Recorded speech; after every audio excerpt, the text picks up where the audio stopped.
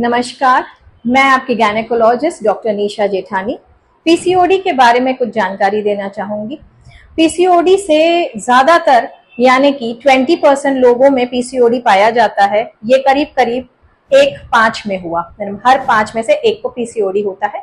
PCOD होता क्या है ये एग्जैक्टली किसी को नहीं पता है, तो वही बता रही हूँ।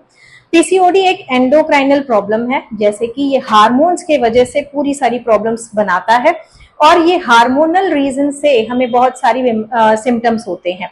तो पीसीओडी में मेन जो हो रहा होता है वो है रीजंस क्या है, फैक्टर्स क्या है। फैक्टर्स इसमें मेन 3 है। पहला है आपकी बैड लाइफस्टाइल, सेकंड है स्ट्रेस रीजंस, तीसरा है आपकी जेनेटिक मेकअप, बॉडी कैसी बनी हुई है। तो अब इन फैक्टर्स की वजह से पीसीओडी हो जाता है। पीसीओडी में बॉडी में एक्चुअली चेंजेस क्या होते हैं, तो बॉडी में एक्चुअली आपको पहली चीज जो होती है वो है इंसुलिन रेजिस्टेंस। इंसुलिन रेजिस्टेंस क्या होता है? इंसुलिन रेजिस्टेंस मतलब आपकी बॉडी में ये जो हार्मोन इंसुलिन है ये एक बहुत जरूरी काम कर रहा होता है, जो कि है ग्लूकोज को कंट्रोल करना। जब जब आप ज्यादा ग्लूकोज बना लेते हैं ब्लड में तो ये कंट्रोल करता है और आपको बैड इफेक्ट्स नहीं होने देता है। पर इंसुलिन रेजिस्टेंस जब होने लगती है बॉडी में, तब ये इंसुलिन अपना काम ही नहीं कर पाता है, जिसके वजह से ग्लूकोज बढ़ते जाता है और उसके बैड इफेक्ट्स शुरू हो जाते हैं। तो सबसे इंपॉर्टेंट जो इसका बैड इफेक्ट है पहला, वो है आपके हार्मोन्स, एंड्रोजन हार्मोन्स बहुत बढ़ जाते हैं या डिस्टर्ब लेवल्स में हो जाते हैं, जिस रीजन से सारे सिम्टम्स हो रहे होते हैं। तो अब मैं सिम्टम्स बताना शुरू कर रही हूँ। पहला होता है मेंस्ट्रुअल डिस्टर्बेंसेस। आपकी एमसी डिस्टर्ब हो जाती है, कई कई समय तक एमसी आती नहीं है या बार बार आती रहती है।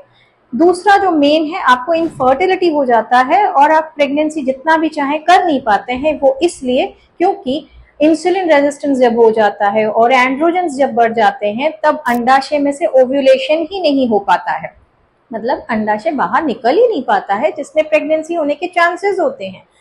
तीसरी जो मेन प्रॉब्लम हो रही होती है ओबेसिटी। आप धीरे धीरे मोटे होते जाते हैं क्योंकि ग्लूकोज आपको धीरे धीरे फैट डिपोजिशन करवाता है। तीसरी के बाद चौथी जो मेन रीजन हो रहा होता है वो है एक्ने। आपको चेहरे पे, बैक में कई सारे मुहासे आने लगते हैं।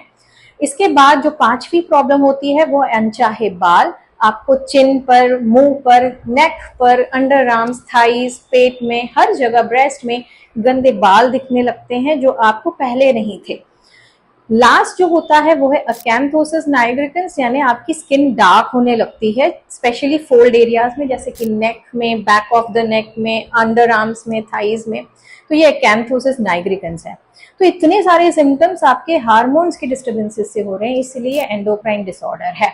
पर इसके परिणाम स्वरूप आपकी पूरी बॉडी सफर करती है, इसलिए ये मेटाबॉलिक डिसऑर्डर है, क्योंकि इसमें आप मोटे भी होने लग जाते हैं, आपके हर चीज से प्रॉब्लम होने लगती है इस ग्लूकोज के रीजन से।